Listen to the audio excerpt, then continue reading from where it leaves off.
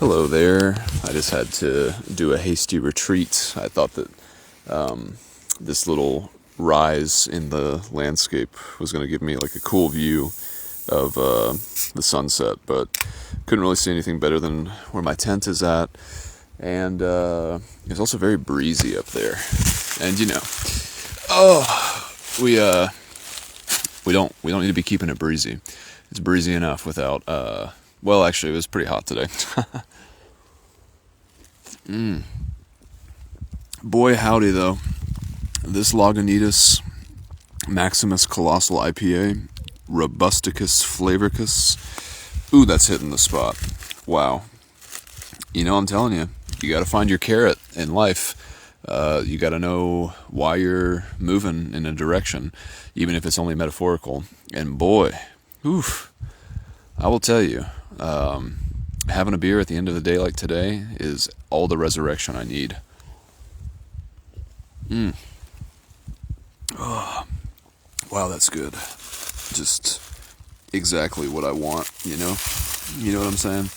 Now, if I can find a safe spot to put it, because if this falls over, I will become a bottomless pit of sadness. Okay, well, maybe I can just multitask. Because, if you're going to have a beer, you got to pair it with the Zinner. Shout out to my dude E.T. Just trying to delicately move everything around. Everything is balanced in a way where if any element fails, I will be upset. Okay. Got the Zen in. Just put that safely away. Yeah, I think today was a legit marathon. Let me see if I can even pull it back up. I don't think so. I did find a really, really cool campsite that I'm extremely happy with. Where is what I did today? Because it certainly bears mentioning. 26.98 miles, let's call that 27. 3,600 feet of elevation gain. 7 hours and 12 minutes. And an average pace of 16 minutes and 1 second per mile. I was definitely hoofing it. I was ready to get where I am, and I didn't want to take any prisoners, It was a pretty fine margin. I didn't want to have to be groping around in the dark, like a dumbus, in order to find my campground, because I'm on the Blue Ridge Parkway. It's 7:56 p.m., Friday the 10th of April, and it's 2026. And I am just on this little random spot that I just kind of saw out of the corner of my eye. Interestingly, there was like a small little game trail. Like, I don't know, it almost looked like human-made, but I don't know why there would be enough human traffic in this random little spot that would cause like a trail to occur. Oh, and I hear owls in the distance, which is cool. And I think it's going to be a very comfortable evening. It was very comfortable last night. Slept great in Glasgow. But yeah, my dude, I didn't really have many thoughts today. It was a very mission-oriented day. I really, really wanted to get here. I have like these back-to-back kind of logistics that I'm working with right now in order to make sure that I haven't underpacked my food. And it kind of depends on everything lining up exactly how I hope it will. And so there is a sunset behind me. I suppose I should turn around. I'm a little concerned that this log might break, but that's better. I can have a 180-degree view of my environment. But yeah, what else? I guess I'll just do the chronology and we'll see what comes out. Usually, it's like the AI genie lives at the bottom of your first Tallboy IPA. So we'll see if we can rub them out, my dude.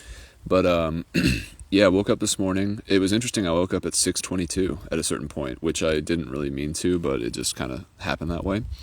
And my dude, E.T., was still dozing. So I was like, all right, well, hey, I'm not going to be a hero today. Like, yesterday wasn't like a particularly hard or particularly long day per se. I mean, it was difficult, and it was at least moderately long, but felt good to sleep. So slept in for another hour or so. And then the internet was extremely strong in Glasgow. So I was able to do all my digital needfuls while my little dude, my little alcoholic savant slumbered peacefully. I wonder, and perhaps he can tell me in the future, but I didn't really think about it, but I think he might have probably just woken up still drunk this morning. E.T. had made a pretty hasty exit, at least by my definition, this morning, because he was really adamant about like getting on the road so that he could complete the cube challenge, because he still had about 6 miles or so to get before he would cross over the 24-mile mark in 24 hours. He vanquished the beer. That was the easy part, I suppose. But yeah, he wanted to get on the road like around 9 or so. And, I was like kind of lazing about doing my thing. I had, like I said, really good internet, so I was doing my digital needfuls and just taking it easy.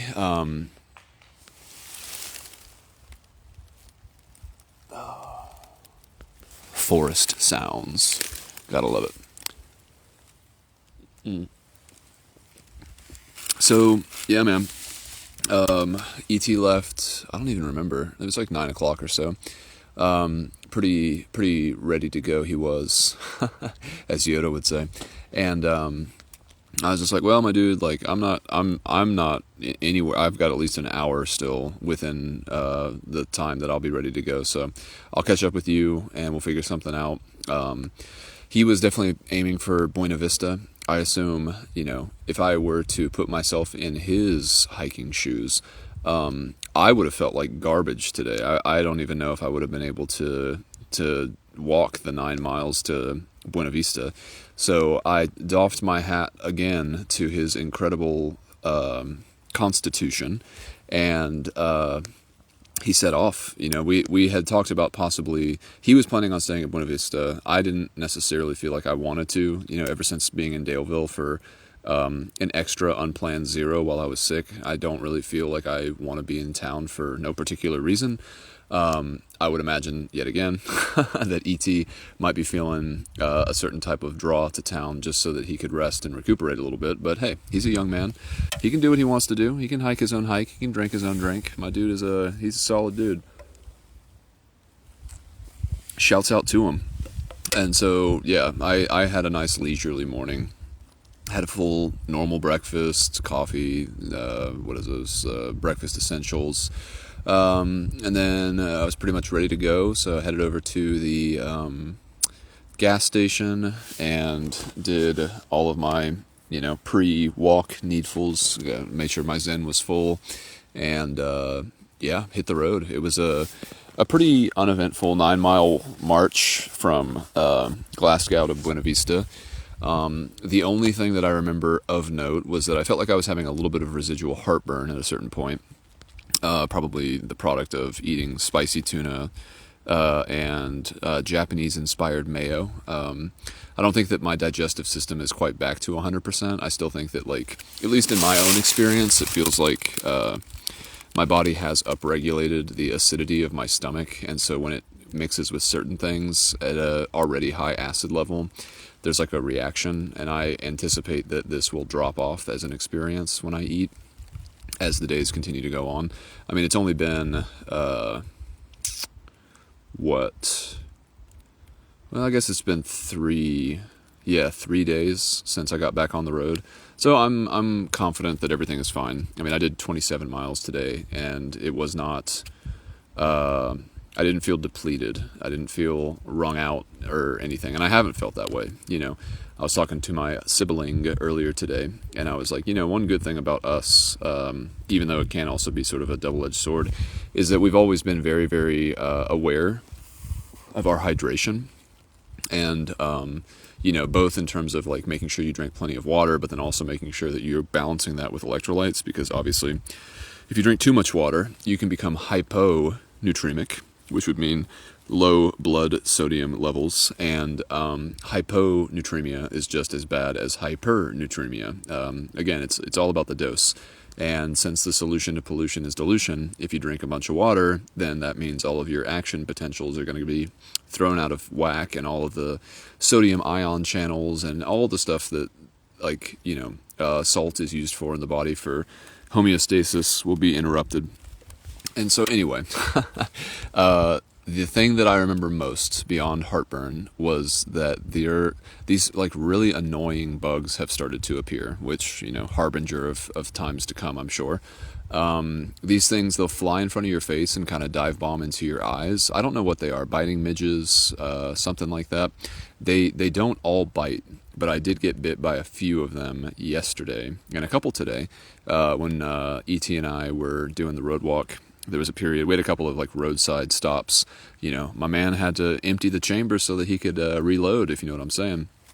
And so when we would be briefly stopping on the side of the road, some of these bugs would be a little bit more industrial, and they would land long enough to actually bite me. And their bites create very large, itchy welts. I'm very familiar with them. Compton, if you're listening, it's the same kind of bug that bit your forehead that one time, and then you had that huge welt. That was really funny for us to see, but I can only imagine how much that sucked for you to have. So my thoughts are with you, my dude.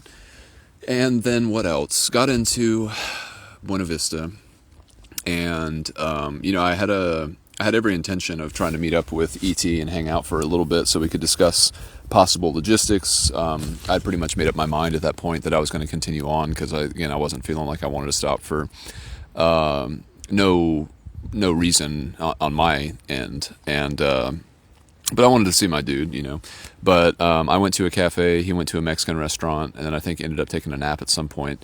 But yeah, I did some great logistics. I was at this cafe for about an hour, and I had an amazing bagel with sausage and egg, and then another bagel that I just had butter and honey on, and I had a great latte, and I was able to charge my phone to 100%, and charge my charging block, and also just kind of make pleasantries with the woman who was working there.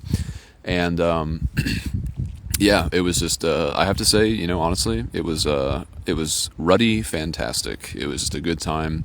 It felt very restorative to sit down, because I was like, okay, well, I don't know where I'm going next. Like, I have a couple of different options. I can jump back on the Appalachian Trail, which I didn't really want to do, or I can aim for the Blue Ridge Parkway, which I did want to do, but I also didn't know how I would make that feasible, because there's no guide on the Blue Ridge Parkway for like where water will be. There's no guide, obviously, for where like you can camp in the way that I am. And boy, howdy, am I so excited for camping. I found like such a great little flat spot with all this leaf litter, and I don't see any trees that look problematic. They all seem fine enough. It is, like I said, a little breezy. It was warm today, and I assume up here on the ridge, as it were, I assume that it'll probably be a bit of a cacophonous. It's weird. I just have these images of like God pouring buckets of wind down on the mountain after the sun goes down. And again, it's all about the what is it? It's not heliothermic, but there's something that Notebook LM has talked about a lot, where there's this thing that happens when, the energy leaves the system, and then the heavy things fall because gravity pulls them. And that's why wind happens even when there's no sun, because the sun also causes wind in a different way, but then there's like a equal opposite reaction once the sun finally goes down. Newton. Shout out to Newton, my dude. And so, yeah, fully revived, vivified, and totally fueled with food, water, and caffeine. I was like, well, I know what time it is. Whenever I eat food, it's like that is literally in every sense of the word. Like my tank is full, and the thing that I want to do with that newly harnessed energy is move. And so I made a plan to basically do what I'm doing, and basically what I'm doing is taking the Blue Ridge Parkway for the next, from today until the end of day tomorrow, and really hoping that I'm able to get to Devil's Backbone tomorrow evening, which that would be quite a victory. That would be a field of victory, perhaps unmatched in terms of all of the pieces coming together. I haven't been able to confirm, I tried calling them earlier, that they're actually open for hosting campers, but I have half a mind to go down there regardless because, well, it's not even half a mind. I have a full mind to go down to where it is. It's about a 5 mile trip from an intersection to Devil's Backbone, and I've always been able to hitch there, and I think that I will hitch down there because a 5 mile walk. I mean, we'll see. I don't really know what's going to happen, but there is a gas station there that I will need to do a resupply at. But if everything goes perfectly well, and that would mean that the next clip that I would be making would be coming from Devil's Backbone tomorrow evening, I will be able to. Well, I think I forgot what I was saying. The point of it is, I think that I'll probably do my first hitch tomorrow. I need to go ahead and break through that membrane because I'm getting a little too prideful. I can feel my ego. I've said no to so many rides to this point. And I've been able to do that without hurting anyone's feelings or without, unnecessarily putting myself in a situation where I'm doing walking that is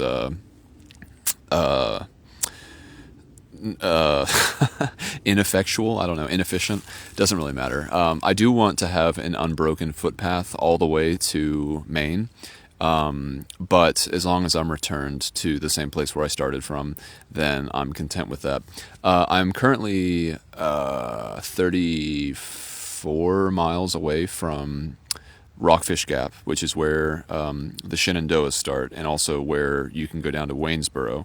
So I guess in terms of contingency plans, I don't ever want to do a 34-mile day, but I guess worst comes to worst, that's an option.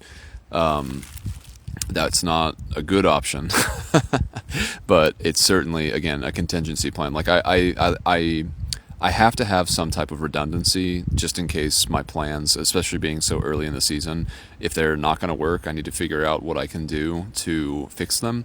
And so the contingency for tomorrow is that there's a lodge that I can go to and get food and water and stuff like that. It's 19 miles away, roughly speaking. So I can get there with the supplies that I have and then do whatever I need to do in order to keep going. From there, I mean, I could camp there. It runs the whole gamut. I'm not trying to do bigger and bigger days, but if I go out into an unknown situation, like I was actually aiming for a specific trailhead tonight that appeared to have water, and that was my contingency. It's like, well, I have no idea if I will come across any water at all in the 16 miles that I'm about to walk from Buena Vista all the way to this general area. And so that's not acceptable unless I can like absolutely confirm that at least one place within the line that I have drawn for traversing, like some place needs to have water. Like I do need to have a 100% certainty that I can get that, because the Go machine can't go without water, my dude. It can barely go without beer and wine, but it certainly can't go without water. And so, anyway, yeah, we'll see. I don't want to spiral into like a bunch of like what ifs because it doesn't matter. I'll figure it out tomorrow, one way or the other. So all that stuff is planned and packed away. It's all good. But as I was leaving town, I knew that I needed to have at least one more dinner, and so I was able to go to this really cool place. I think it was called Coiner Grocery, and spoke with some very nice people there. And I will say to anyone who's listening who might be hiking in Buena Vista, I highly recommend going to Coiner Grocery. They have a hiker-specific area of their market where they have all of the goodies and essentials that hikers might need. Spare tents. They have stoves. What else? Freeze-dried meals, which I got one of, which I'm really excited to eat tonight. And yeah, from there, from Buena Vista, it was time for a 16-mile death march, my dude, going into the complete unknown. Again, no idea about water, just hoping that eventually I would find some. It's a pretty surefire bet. Like I wasn't going to be walking out of Buena Vista with like 3 liters of water just in case. I had I had a liter and a half, and I had a lot of faith in my ability to read the environment and find water if I absolutely needed it and wasn't coming across it in a more convenient way.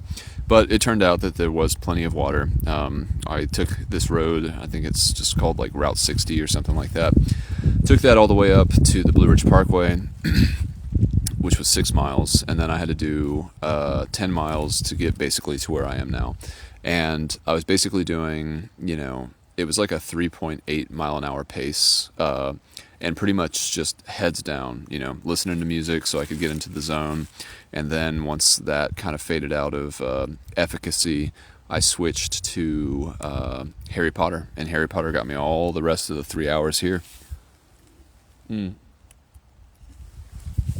I didn't really want to camp at the trailhead that I had found that I knew would have water, just because the chances of me being disturbed or otherwise found were pretty high. So I found a natural source of water about, I don't even know, half mile, 3/4 of a mile ago. And it looked like a really good source, like something that it was just pristine. It was picture worthy. And so I got all of my stuff filled up, got 2 liters of my Sawyer bags. I got my 1.5 liters of my actual bottle, and then I filled up my bidet water even for tomorrow. And so felt good all about that, and decided that I should start to look for places that were accommodable to my requirements. And yeah, man, found this little spot, and I saw it from a distance, and I saw that there was like a flattish looking spot. And this is good camping right here. Like, this is like, this is some good stuff. I'm very, very happy with this spot. Like, I'm going to sleep so well, and I have there's no rush tomorrow. Like, I would like to start early-ish so that I can try to get to the intersection where I could go down to Devil's Backbone far before it gets too dark. But, yeah, like, tomorrow's like Saturday. So the chances that there will be cars going to that general area are pretty good. And, I don't mind doing a couple of miles down the road and sticking my thumb out and just hoping against hope that someone will pick me up. It's funny, all those offers for rides, I'm going to have to manifest all that goodwill and try to get it to be sort of pointed towards me tomorrow. And what else? Is there anything else? I mean, I don't think so. I feel like I just want to get in my tent, make my food, listen to Harry Potter, and then go the freak to sleep, my dude.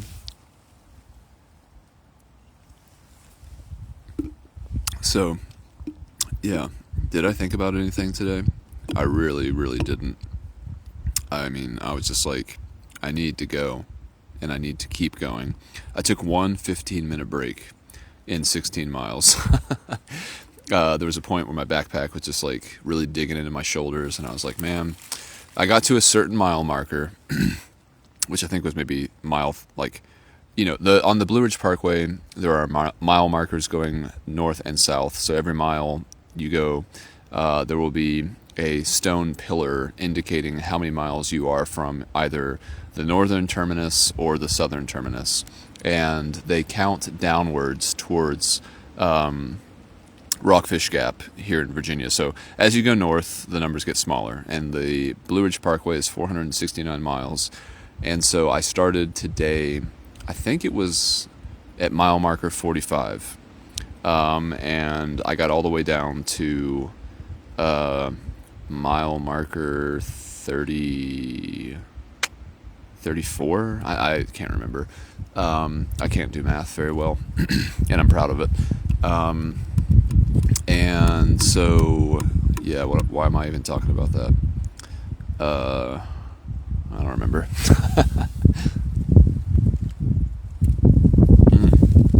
It's getting breezy. It was hot today. It was very hot. Very exposed. I had my leggings on, and I had my wonderful Jolly Gear shirt, which, God, I wish I had this shirt like years ago. Like, I wish like the first time I ever thru hiked, and every trip I've ever been on since, like, I can't wait to speak with Jolly, the actual namesake of the shirt itself, at Trail Days, and really, I want to really ingratiate myself to him because I think he makes an amazing product. But I also have two suggestions for things that I think would make the shirt just slightly better. And, not that he needs that or wants that, but my thought was like, well, at a minimum, it would allow you to create a new line of shirts so that you could have some additional income because of the new features. But, the shirt itself, like, you can pull the sleeves down and there are thumb holes so that you can kind of have like sun gloves effectively. But the buttons for the collared,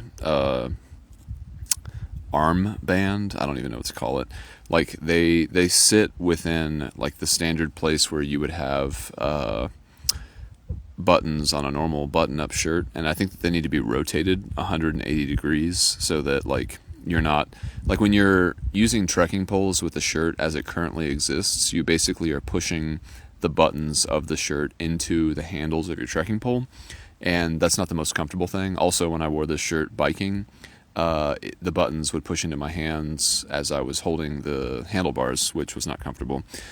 And beyond that, I think it would be great if there was a felt line on the same area, the cuff of the hand part of the shirt, so that you could wipe your nose.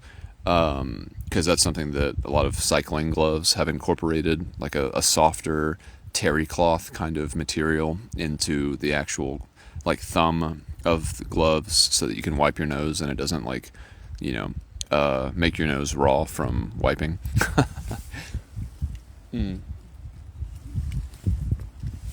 But I'll make those suggestions delicately. So yeah, my dude, I mean, geez, you know what I'm saying? I think that you do. And that's about all I have to say. It's 8:20. I'm ready to start shutting things down and getting cozy and comfy and eating an amazing dinner. I don't even remember what it is, like shepherd's pie or something like that. It's a freeze-dried meal. I'm super stoked. So, yeah, dude, you know what I'm saying? I think that you do. Shout out to my parents. Love you. Bye.